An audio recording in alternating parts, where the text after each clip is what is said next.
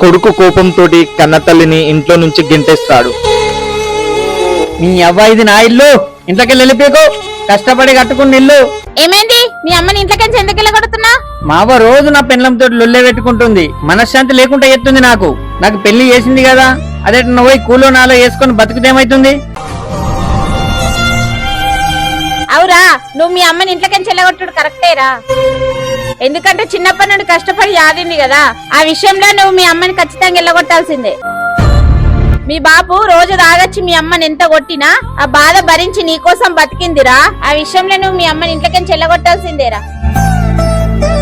అవురా, నీకు జాబ్ వచ్చినాక నీ కళ్ళు నెత్తికెక్కినాయిరా, అందుకే మీ అమ్మని నువ్వు వెళ్ళగొడుతున్నావు.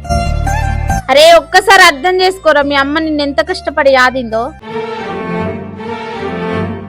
అమ్మా తప్పైందమ్మా, నన్ను క్షమించమ్మా. జాబ్ వచ్చింది కదా, డబ్బుంది కదా అని పెండ్లం మాట విని తల్లిని దూరం చేసుకోకండి. ఈ వీడియోకి ఒక లైక్ చేయండి.